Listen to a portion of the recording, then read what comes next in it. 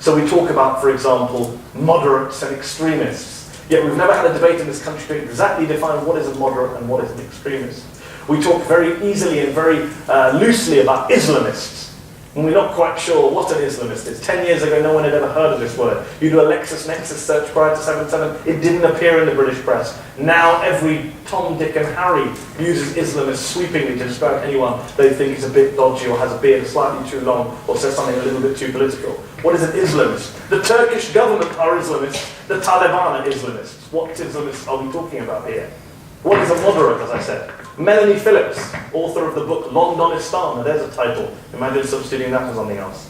Author of Londonistan, who believes that Obama is a secret Muslim, who believes that young British Muslim men are fifth columnists, Daily Mail columnist, Spectator blogger.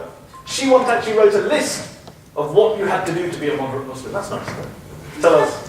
Imagine if I wrote a list saying this is what a moderate Jew should be. She'd be all over me saying I'm anti-Semitic. She wrote a list and she concluded saying that the definition, the essence of a moderate Muslim is, quote, absence of hostility towards Israel. Well, then there are no moderate Muslims I know of. So you have all these words bandied about, you have these think tanks, something we didn't have 10, 20 years ago. You have a slew of right-wing think tanks, but the policy exchanges, the Centre for Social Cohesion, what a great name, Centre for Social Cohesion, a group that does nothing else but sow discord and division in society, they call the Centre for Social Cohesion, who produce report after report calling every single Muslim in public life an extremist, a crazy, an Islamist, etc., etc. Everyone is either an Islamist or a fellow traveller of Islamism. I've been called both for my sins. But the question I ask, if you really want to talk about demonization, answer me this question. If Tariq Ramadan is an extremist and an Islamist, if Yusuf al-Qaradawi is an Islamist and an extremist, if the Turkish Prime Minister is an Islamist and an extremist, if the Muslim Council of Britain is an Islamist and an extremist, if Saeed Abbasi, chairman of the Conservative Party, is an Islamist and an extremist, if Shahid Malik, the former Labour Minister, is an Islamist and an extremist, if Imam Faisal Abdul Rauf in New York is an Islamist and an extremist, if I'm an Islamist and an extremist, if even Ed Hussein these days is being referred to in some circles as an Islamist and extremist, then who are the moderates? Where are they? This is the dangerous discourse, which is where well-meaning liberals and not so well-meaning conservatives in the centre ground actually feed the narrative of the far right, which says actually there is no such thing as moderate Islam. They are actually secretly, behind the scenes, all out to get us. And it's a very dangerous narrative to feed, because it feeds it on the fringes and then it goes mainstream. And I want to finish by saying this to the Muslims in the room. The big question the Muslims have to ask ourselves, those of us who live here who call ourselves British Muslims, is what are we doing to change hearts and minds? What are we doing to convey an image that somehow stamps out and counters the relentlessly negative image on the front of the Express or whatever it is? Who are our positive role models? I was recently asked in an interview, who is your Muslim role model in Britain? And I couldn't come up with anyone. Embarrassingly, maybe I didn't think about it enough, but I honestly couldn't think of anyone. It is not enough for those of us to sit back in rooms like this and just complain and whinge and whine. We actually have to be proactive about this. Stand up and show that we British Muslims, Western Muslims, we are here to stay. We believe in this society. We're not going anywhere else. This is our country as much as it is anyone else's.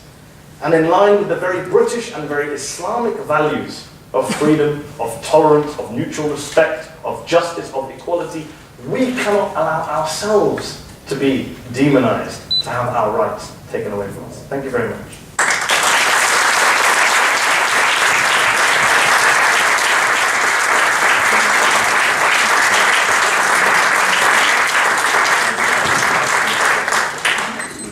Thank you very much, Mr. Mehdi Hasan, for such a captivating talk, and also for informing us that I never knew that Islamic society will be called those goat ministers.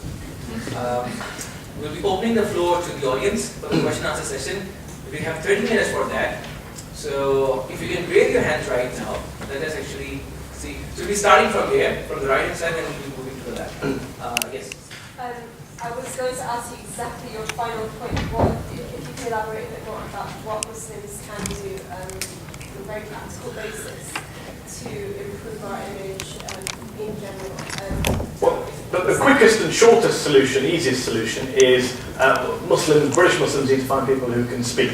It's a very, very quick thing. I remember 9 years ago, I was a 22-year-old researcher on the Jonathan Dimble program, which was a Sunday political program. and 9/11 happened. And for the next 3 months, between September and December of that year, we did nothing else but panel discussions about Afghanistan, terrorism, the war on terror, Islam, extremism. And my boss was a very nice guy, not anyone with any kind of anti-Muslim agenda. He said, look, we need to get Muslims on, not just in the audience, on the panel. We need good spokesmen. Who can you get? You're a Muslim, find someone. Couldn't find anyone. You know, in those days it was kind of Inayat Banglawala from the Muslim Council of Britain, and that was it. And you look 9 years later, things have improved. There are far more Muslim journalists, Muslim commentators, Muslim activists who can speak, who are educated, who are not nuts. But we need more of them, because otherwise, it's very easy, if you are a news editor, to just ring up Anjum Chowdhury and get him on, and he will say his nonsense and pretend to speak on behalf of anyone other than him and 17 mates. And that's the problem you have. And I think number one, the key issue, and the British Muslim community is worried about issues like this, as they should be, and as I think most people are. You know, sometimes, I've said this to mosques and madrasas where I live, is, you're teaching people about the Quran, you're teaching people about history, etc.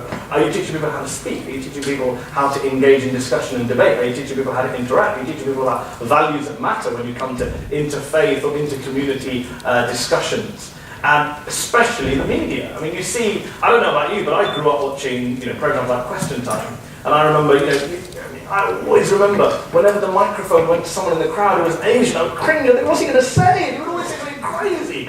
And you'd go, oh God, what has he said? And that, again, there's much less of that now. But still, that is what you have to counteract. And, I honestly believe that most people in this country are not phobic, are not bigoted, and actually it is to do with misinformation, it is to do with ignorance, it is to do with the fact that the average British person, why would they, the average non-Muslim British person, doesn't know many Muslims, why would they? We're the minority. And it's up to us partly, not wholly, but partly it is up to us to go out there, be proactive, forge alliances, give talks, give interviews, write articles, write letters, get off our backsides. People come and say to me, oh, did you see, I used to work in TV, all I used to hear about was, were you involved in this program? Did you see that program? That person said that person. I said, wait, tell me, what did you do about it? Did you phone up? Did you have a meeting? Did you email the producer? Did you write a letter? I mean, this is I've been banging on about this for years, but, we think it doesn't matter, we think it will make a difference. Trust me, journalists are the most thin-skinned people in Britain. If you want to get through to them, you can get through. Nobody wants to be told constantly again and again that they're wrong, that they're misinformed, they've got something inaccurately wrong, they've got something factually wrong, that they're being bigoted either deliberately or unconsciously. And we have to be able to put that pressure, otherwise we're not going to be able to change attitudes. Next, you're moving, okay, so there are two questions here, and there are three there. Okay, so one from here. Actually, there are only two questions that we moved there. Yes.